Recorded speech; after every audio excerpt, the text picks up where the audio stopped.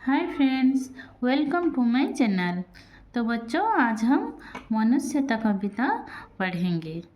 इसके कवि है मैथिली शरण गुप्त। इनके बारे में थोड़ा जान लेते हैं। मैथिली शरण गुप्त का जन्म चिरगांव झांसी में सन 1886 में हुआ था। उनकी पढ़ाई घर पर ही हुई। उन्होंने हिंदी के अलावा संस्कृत, बांग्ला, मराठी और अंग्रेजी में भी अच्छा ज्ञान प्राप्त किया। बचपन से ही वे कविता लिखने लगे थे। अपने जीवन काल में ही वे राष्ट्र कवि के नाम से प्रसिद्ध है। तो अगर क्वेश्चन आए कि हिंदी के राष्ट्र कवि कौन है, तो आप लोग को क्या बोलना है? मैथिली शरण गुप्त।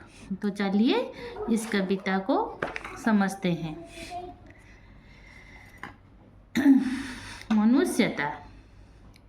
मनुष्यता मतलब इंसानियत, जो कि आजकल नहीं मिल रहा है। तो चलिए इसे समझते हैं।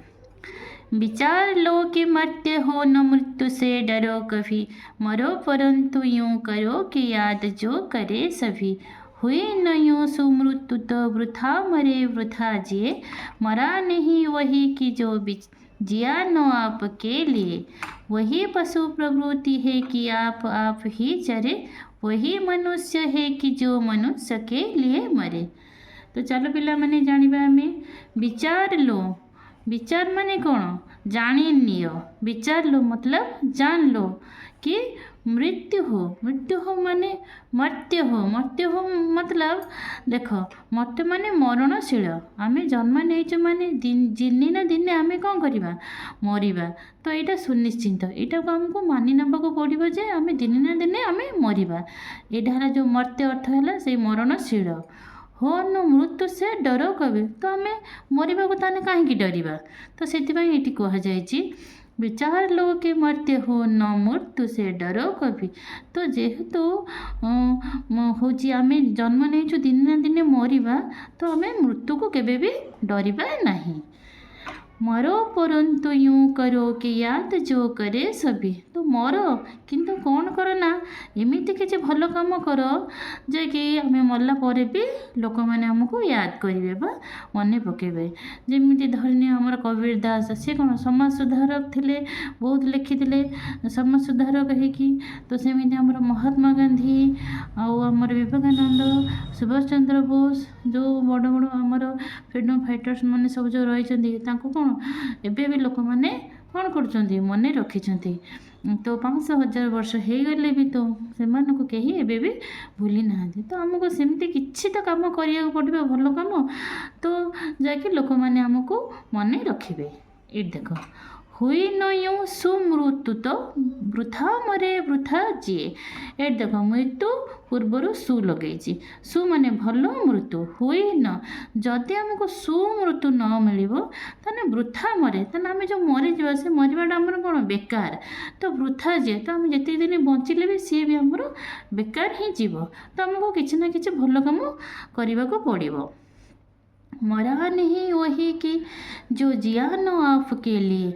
आपके लिए एठी तुम मन को कह जाए, ये आपके लिए माने है स्वयं से कहुई। जो फ्रीडम फाइटर्स को एग्जांपल मुझे कि किसी भल लोक जो मन आज भी लोक मैंने मन रखिंट। मरा नहीं वही, से लोक मैंने एबे भी मरी ना, से कौन अच्छे अमर अच्छा कि जो जिया न आपके लिए, से केवे भी निजे निजे केवे भी से बंची ना। से क्या बंची थे?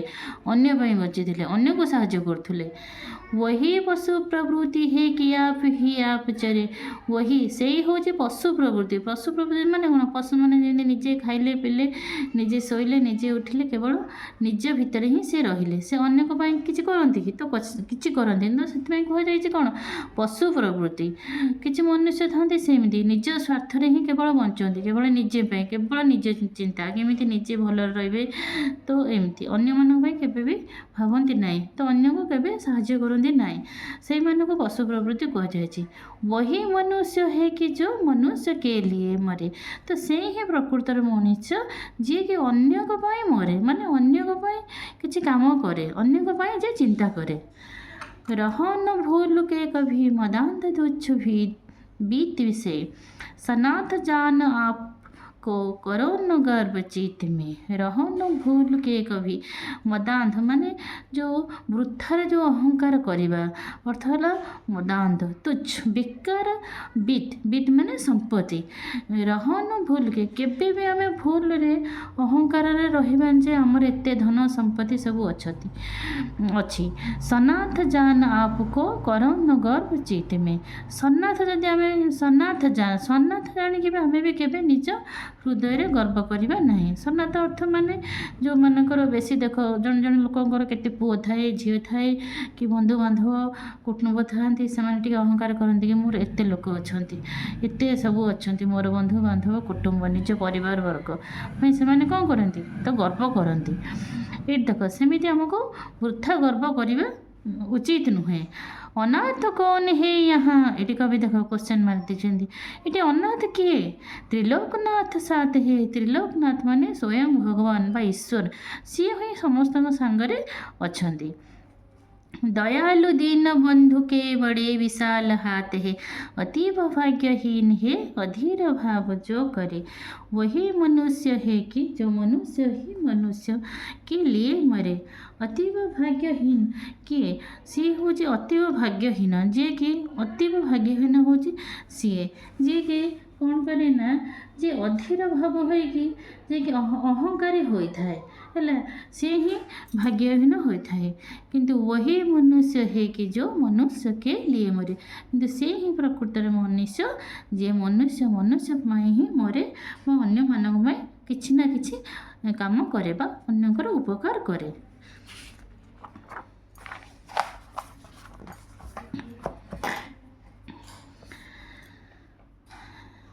मनुष्य मात्र बंधु है यही बड़ा विवेक है।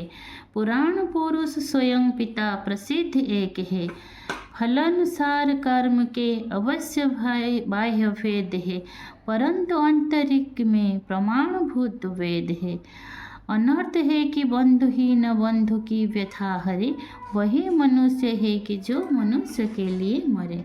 ये देखो पिला माने मनुष्य मात्र बंधु है। मनुष्य मात्र ही बंधु माने अन्य अन्नको हमें बंधु बोली भाविबा साहाय्य करिबा से ही हमर प्रकृत विवेक बड़ा विवेक।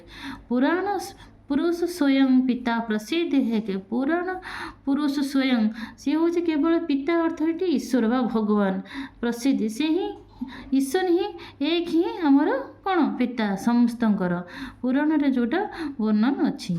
फलानुसार कर्म के अवश्य बाह्य भेद है। फलानुसार आमको कर्मर फल मिलता है यहाँ ही बाह्य भेद माने किए को कर्म करें सेटा हूँ आमर कौन होता है फल अनुसार आमको यहाँ आमर भिन्न भिन्न भेद थाए आमर बाहर को। किंतु परंतु अंतरेक में प्रमाणभूत वेद है। किंतु प्रकृत अंतरे आमर गोटे ही आमर प्रमाण थाए जे आम समस्त आत्मा गोटे जमी आम भितर से ही ईश्वर विराजमान करि। अनर्थ है कि बंधुहीन बंधु की व्यथा हरे।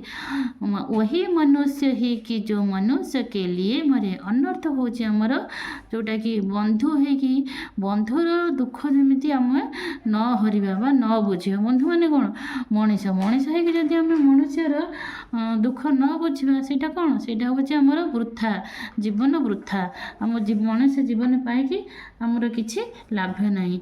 वही मनुष्य है से ही प्रकृत मनुष्य जो मनुष्य के लिए मरे। जे मनुष्य है कि मनुष्य को साहाय्य करे जो मनुष्य पुणी आम भीतर थाए सेटा ही प्रकृत मनुष्य सी ही प्रकृत मनुष्य कहुए जोटा कि इंसानियत जोटा कि थाए ता भितर सेटा ही प्रकृत मनुष्य। तो देखो सुंदर कविताटी केमिति तुम मानक लगिला कमेंट करिवो। Bye bye.